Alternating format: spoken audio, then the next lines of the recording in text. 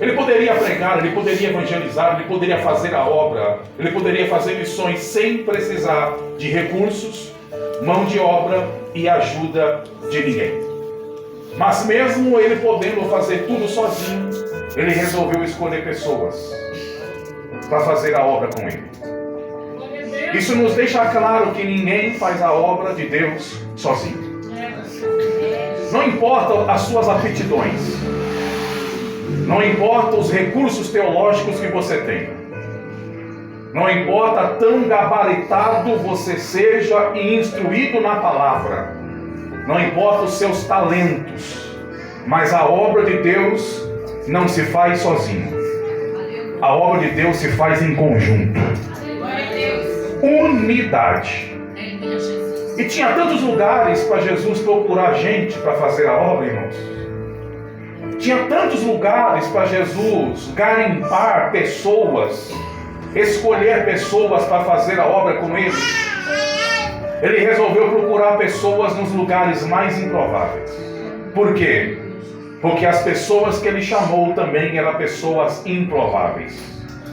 Então, quando Deus quer levantar alguém improvável, ele vai em busca de lugares improváveis. Quer uma prova?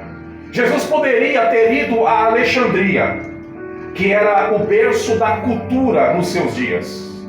Lá tinha filósofos, lá tinha gente estudada, lá tinha doutores, mas ele não foi.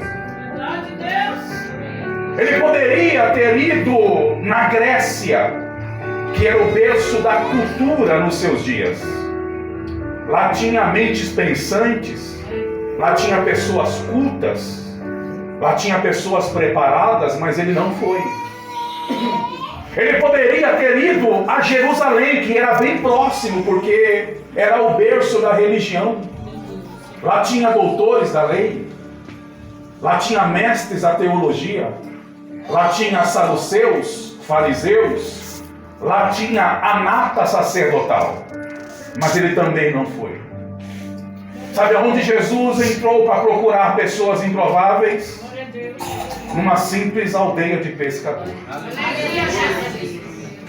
E quando ele adentra Genezaré para buscar estes improváveis, porque todos nós que estamos aqui somos improváveis. Faz uma retrospectiva. Se fosse há 20, 15, 10 anos atrás, no dia da sua conversão, quem imaginaria que você chegaria onde você está hoje? Quem apostaria em você em alguma coisa? Quem diria que você seria alguma coisa dentro da casa de Deus? Mas você foi um improvável que Jesus foi atrás. E aonde ele te achou? Em um lugar improvável. No meu caso, dentro de uma penitenciária. No caso de alguns, no centro de uma biqueira, de uma boca de fumo. Em outros, numa balada, numa noitada, num prostíbulo. Porque é em lugares improváveis que Deus costuma levantar improváveis. E a Bíblia diz que ele começa o seu discurso. Ele começa a pregar.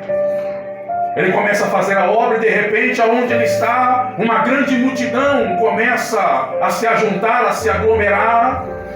Pelo que eu vi, pelo que eu li, pelo que eu entendi, parece que o sermão naquele dia foi bom. Parece que o sermão naquele dia foi top.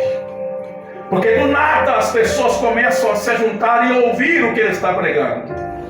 Mas Jesus, atencioso como ele era, ele prestou atenção que tinha meia dúzia que estava alheio àquilo que estava sendo pregado. Tinha um grupinho que estava do lado que não estava se importando com o que estava acontecendo ali. E Jesus, para ganhar a todos, ele sai da onde ele estava, se direciona até onde estava um grupo de pescadores. E o texto diz que me parece que foi uma noite frustrante para eles. Parece que tinha sido uma noite que não foi a das melhores. Porque todos que estavam ali estavam lavando as redes e não tinham pescado ou adquirido nada durante a noite toda. E entre os que estavam ali, tinha um chamado Simão Pedro, o pescador. Era a noite mais decepcionante deste homem. Foi a noite mais fracassada daquele homem. Foi a noite mais frustrante para Simão Pedro. E foi exatamente no dia da sua maior dor, foi no dia da sua maior decepção que Jesus chegou na vida dele. Jesus dificilmente chegará na vida de um homem e de uma mulher em dias que este cidadão, que este indivíduo estiver gozando os melhores dias da sua vida. Porque no dia que o homem estiver gozando de plena saúde, no dia que o homem estiver gozando de recursos financeiros sobejos, ele não vai se importar em nenhum momento com a salvação da sua alma. É por isso que Jesus sempre costuma chegar nos dias mais sombrios da nossa vida. É nas noites mais escuras que Jesus costuma chegar. É nas piores fases e tormentas da nossa vida que Jesus costuma se apresentar. E foi na pior fase de Pedro que Jesus chegou. E já chegou dando algumas lições. A primeira lição que Jesus deu para Pedro é: Pedro, pega de novo a rede. Pedro já tinha guardado a rede, meu irmão. E a ideia que o texto traz aqui, de quando Pedro lavou e guardou a rede, não é na intenção de guardar para no outro dia trabalhar, não. Meu Deus. A ideia aqui é que Pedro lavou a rede para nunca mais trabalhar. Olha o que uma fase de frustração causa na vida de um homem. E a primeira coisa que o texto me apresenta, sabe o que é? É que nos dias ruins nós temos que ter resiliência. Nós temos que entender, meus irmãos, os processos da nossa vida. Pedro, ele entendeu, meus irmãos, que pelo simples fato de uma fase ruim, de uma época ruim, de uma noite ruim, ele tinha o direito de abandonar tudo e deixar tudo para trás. Quando na verdade, meu irmão, uma noite ruim não pode definir o resto da minha vida. Não é porque o dia foi ruim que o resto do ano vai ser. Não é porque a fase não é a das melhores que eu vou viver uma fase ruim o resto da vida. Pelo contrário, um dia ruim, uma noite ruim, uma fase ruim, uma história ruim, um cenário ruim, um quadro ruim, não interfere o projeto que Deus tem na minha vida. Glória a Deus! É para isso que é necessário, quem é salvo em Jesus, ter resiliência. O que é resiliência? É saber suportar o processo. Porque para quem está no processo, dor e sofrimento faz parte. Eu quero chamar você para a realidade, meu filho. O Evangelho não é Alice no País das Maravilhas. Mesmo servindo a Deus, mesmo pregando, mesmo louvando, mesmo liderando, mesmo à frente de algum departamento, mesmo não faltando um culto, mesmo frequentando de maneira assídua os cultos da sua igreja, isso não deixará você imune às redes vazias da sua vida. Pedro está olhando para uma rede vazia e está deixando se levar pelo fracasso. E Pedro iria descobrir lá na frente que o maior problema não era a rede vazia. Uma rede vazia não foi o maior problema de Pedro. Sabe qual foi o maior problema de Pedro? Já vou te falar. Aí a segunda ordem que Jesus dá, sabe qual é? Pedro, tira o barco da margem. Lança-te ao mar alto. Aleluia. Em outras palavras, Pedro, quer milagre? Sai do raso. Quem vive um evangelho no raso, quem vive um evangelho, um cristianismo no raso, quem vive uma vida espiritual no raso, dificilmente viverá grandes coisas de Deus em sua vida. Se almeja as coisas grandes, se busca as coisas grandes, é Deus falando para você: sai do raso e vem para o fundo.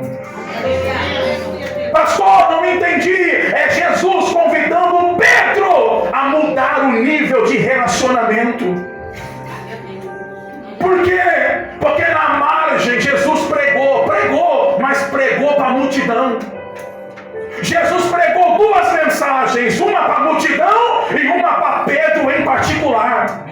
Para a multidão, ele pregou na margem, no raso, mas para Pedro, o que ele tinha que falar, ele falou no fundo. Com a maioria, Deus vai tratar no raso, mas quando alguém é escolhido, Deus vai revelar para ele coisas no profundo. A escolha é sua. Se você quer viver como os demais, receber como os demais, ser como os demais, permaneça no raso. Mas se almeja as coisas grandes de Deus na sua vida, rema um pouquinho mais profundo. Se esforça um pouco mais. Ora um pouco mais. Se entrega um pouco mais. Faz um pouquinho a mais para Deus. Aí a Bíblia diz que Deus dá a terceira ordem. Jesus dá a terceira ordem. Pedro, lança a rede aqui. E Pedro vai olhar e vai dizer: mestre, trabalhei a noite toda. Em outras palavras, Pedro nasceu em uma família de pescador. Ele cresceu com o seu pai pescando. Então tudo aquilo que tange mar, rede, pesca e barco, Pedro era perito, era mestre. É como se ele estivesse falando: quem é você? Eu pesquei aqui a noite toda, mas tem uma coisa, senti uma coisa diferente em você. Pela tua palavra eu vou lançar a rede. E a Bíblia diz que ele lançou. E a Bíblia diz que a rede veio cheia, lotada, pesada. Aí a minha pergunta para você que é inteligente é fácil e simples. O que mudou aqui? O que aconteceu aqui? Porque o cenário mudou agora. Não há mais uma rede vazia, agora tem uma rede cheia. Não há mais tristeza, decepção, não há semblante caído mais em Pedro, agora tem alegria, gozo, testemunho. A minha pergunta é: o que mudou aqui? Vou te explicar. A rede é a mesma. O barco é o mesmo. A água é a mesma. E o pescador é o mesmo. Então o que mudou aqui? Posicionamento. Porque quando Jesus disse: lança a rede aqui, Jesus está indicando para Pedro aonde é para lançar a rede. Ou seja, Pedro, muda o posicionamento e o milagre chega na sua vida. Eita, Deus está falando com alguém aqui. O Senhor está falando para alguém: muda o teu posicionamento, que eu rasgo o céu ao teu favor. Muda o posicionamento, que eu faço milagre na tua vida. Muda o posicionamento, que eu salvo a tua casa, eu liberto o teu filho, eu transformo o teu marido. Muda o posicionamento, que o milagre acontece. Eita, estou sentindo Jesus aqui. Pega na mão de quem está vivo aí, pega na mão de quem está vivo aí, pega na mão de quem está vivo aí, levanta a mão desse crente aí, chacoalha ele para ver se ele está vivo, diga para ele: muda o posicionamento, que tem milagre para você, diga para ele: muda o posicionamento, que tem milagre para você. Oh, aleluia! Mudou o posicionamento, a bênção chegou. Então, às vezes, meus irmãos, depende mais de mim do que de campanha. Depende mais de mim do que o corredor de fogo. Depende mais de mim do que o lenço ungido. Depende mais de mim do que a água ungida. Depende mais de mim do que a cesta da vitória. Depende mais de mim do que a oração no monte, andando de joelho. Tem coisas, meus irmãos, que pelo simples fato de mudar o posicionamento, os céus, eles se voltam ao seu favor. Agora Pedro descobriu que o problema nunca foi uma rede vazia. O problema agora foi a rede cheia. Porque agora a rede veio tão cheia, meus irmãos, tão lotada, que duas coisas aconteceram. Pedro não aguentou o peso da rede e o barco quase afundou. Às vezes, meus irmãos, a gente reclamamos tanto de falta de resultados. A gente reclama tanto porque a unção não veio, a bênção não veio, a consagração não veio, pastor não me viu, pastor não me olhou, pastor não me enxerga, pastor não... Meu irmão, se contente com a rede vazia. Porque no dia que a rede encher, eu quero saber se você vai aguentar o peso. Não é assim, pastor José. Eu conheço pessoas que passaram a vida toda questionando o líder, pastor, dirigente, porque não foi consagrado. Aí quando a rede encheu, não aguentou o peso. E quando a gente não aguenta o peso da rede, sabe o que a gente faz? A rede fica no meio do caminho. Aqueles que estão no barco não aguentam o peso e correm o risco de naufragar com a gente. Então o maior processo de Pedro aqui nunca foi a rede vazia, mas foi a rede cheia. Porque ministério, meus irmãos, pesa. Dirigir obra pesa. Conduzir uma família pesa. Ser uma cabeça pesa. Ser referencial para alguém pesa. Pregar pesa, fazer a obra pesa, ganhar almas pesa, evangelizar pesa, fazer alguma coisa para Deus pesa, liderar alguma coisa na igreja pesa. E quando você entra no ministério, você descobre uma coisa: que ministério não é um chamado a estrelato. Ministério não é para famosinhos. Ministério não é para playboyzinhos e patricinhas de igreja. Aleluia. Ministério não se resume a curtidas no Facebook. Ministério não se resume a seguidores no Instagram. Ministério não se resume a cartaz em rede social. Deus, quando te chama para o ministério, Deus não te chama para sorrir. Deus, quando chama alguém para o ministério, Deus está chamando alguém para chorar. Porque ministério é um convite à dor e ao sofrimento. Quando Deus te chamar para ser alguma coisa na sua obra e na sua casa, Deus está te chamando a viver uma vida de dor. Mas é uma dor que vale a pena. É uma dor que é causada por uma boa causa. Paulo está no corredor da morte. Paulo fundou igrejas, discipulou pessoas, Paulo ganhou almas, Paulo foi o maior teólogo, o maior implantador de igrejas, Paulo foi o maior escritor, Paulo foi um grande homem, mas agora está morrendo, sabe como? Doente, velho, pobre e abandonado. Todos o abandonaram. E Paulo vai dizer lá em 2 Timóteo 4 que todos estão com vergonha dele porque ele está preso. E Paulo vai escrever a última carta ao seu filho na fé, Timóteo, dizendo: filho, fica tranquilo, estou de cabeça erguida. Por quê, Paulo? Porque eu combati o bom combate. Sabe o que Paulo está falando em combater um bom combate? Paulo está falando: eu lutei em uma guerra que valeu a pena. Eu lutei por uma causa que realmente vale a pena. Eu entrei em uma guerra para ser soldado por uma causa que vale a pena. Isso é ministério, meus irmãos. É chorar, é sofrer, é gemer, é perder, é ser perseguido, caluniado, pedrejado, passado por trás, mas dizer: eu estou batendo o bom combate. Só que agora tem um problema, meus irmãos. Fora o peso que Pedro não está conseguindo suportar, o texto diz que o barco quase está afundando. E aqui eu queria perder 10 minutos para dizer para você: eu louvo a Deus porque o texto está dizendo que o barco quase afunda. Porque se o texto diz que o barco quase afundou, é sinal que não afundou.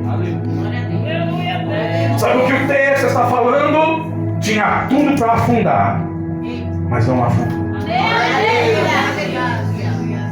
Tinha tudo para naufragar, mas não naufragou.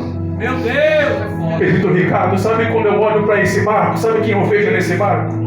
Na minha vida. Quando eu olho para esse barco, sabe quem eu vejo? Você. Porque nós éramos um barco que tinha tudo para afundar. Nós éramos pessoas que tinham tudo para dar errado. Nós éramos pessoas que com certeza éramos um projeto falido. Nós tínhamos tudo para naufragar. Mas alguma coisa maior disse: não vai. Não vai naufragar. Você era alguém para naufragar, mas você está aqui. Teus filhos tinham tudo para naufragar, mas estão aqui. Teu casamento tinha tudo para naufragar, mas para a glória de Deus está aqui. E eu vim lá de Itaquaquecetuba com uma palavra ardendo no meu coração. Você recebe em nome de Jesus? Primeiramente é só para quem é mãe. Quem é mãe aqui? Deixa eu ver, levante a mão. Só quem é mãe. Se pode ter rapidinho comigo aí. Só quem é mãe, em nome de Jesus. Só quem é mãe. Mãe. Mão direita levantada lá em cima, você que é mãe. Mão direita levantada, minha santa, em nome de Deus. A outra mão você põe no seu ventre, no ventre, na barriga. Pela fé, dá um dado comigo e diz assim: meu ventre. Não, só quem está viva, diga meu ventre. Não gerou. Não, mais alto, diga meu ventre. Não gerou filho para maconha. Diga meu ventre. Não gerou filho para biqueira. Diga meu ventre. Não gerou filho para semeia. Diga meu ventre. Não gerou filhos para ir para o inferno. Agora repete bem alto: meu ventre. Meu ventre gerou filhos para a glória de Deus.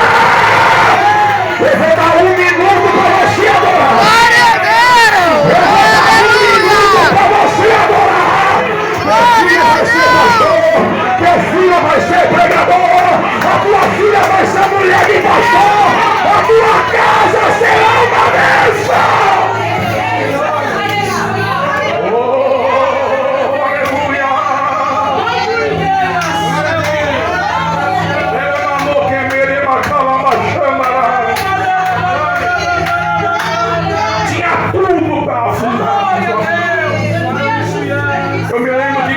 Da minha mocidade, eu me dizia: esse não chega aos 12. Cheguei, aí depois alguém disse: esse não chega aos 15. Cheguei, aí depois alguém disse: esse não passa dos 18. Passei porque alguém pensou que o barco ia afundar.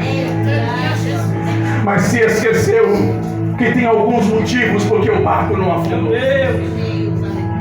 Primeiro motivo porque o barco não afundou não é porque o seu olho é verde, não é porque o seu cabelinho é igual o Cauã Raymond, não é porque você é bom, não é porque você é da hora, mas o motivo porque esse barco não afundou é porque lá na polpa do barco, na praia, Jesus diz assim: passemos para outra banda.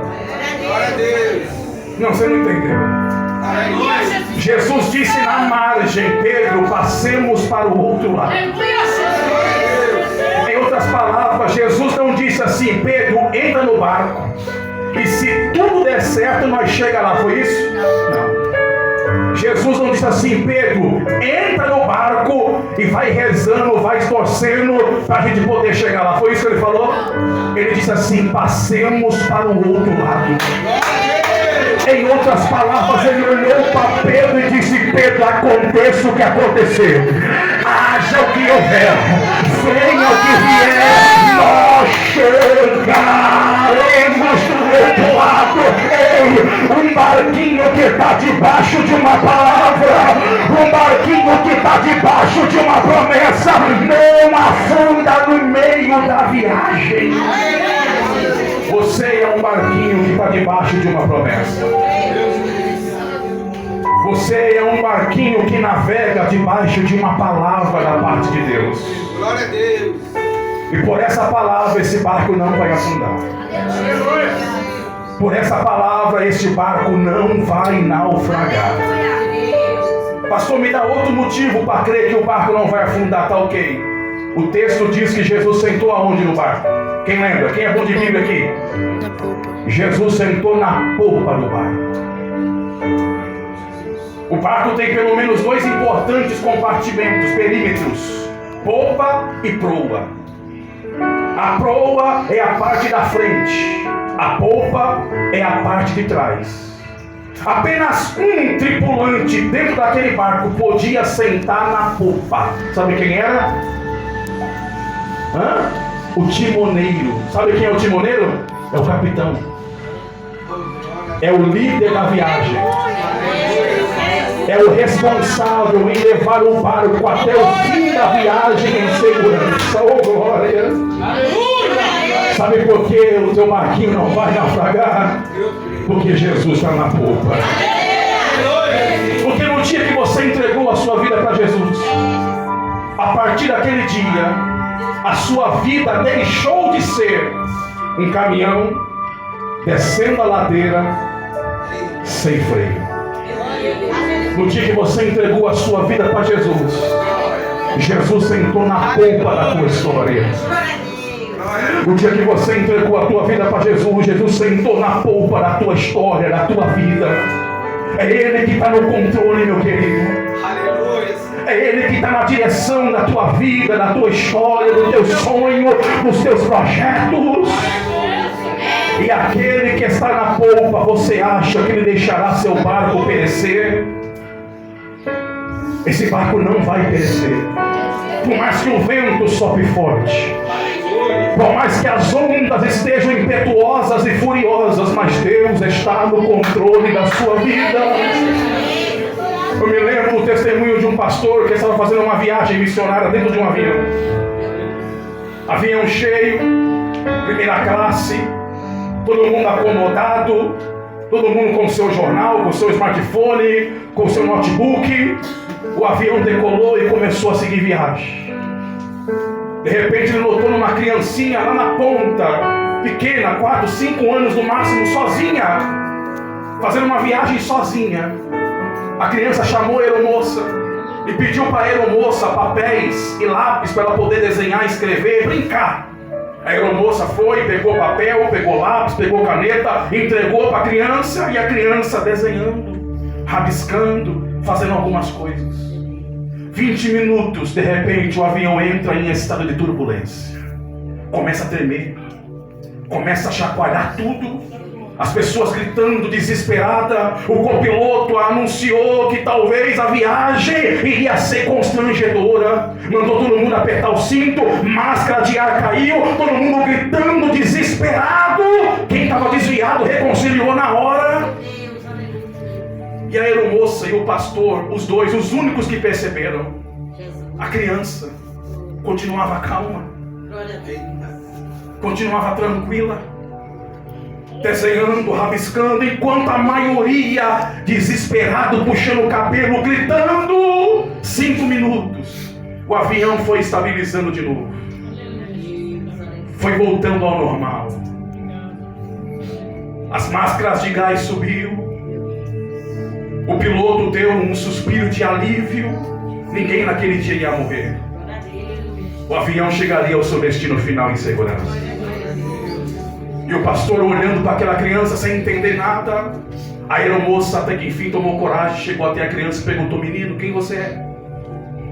Que calma é essa? Você toma remédio controlado? Antes de viajar você tomou remédio para alguma coisa? Ele disse: não. Quem é você então? Eu sou filho do piloto. Você é filho do piloto? Sou. E papai todo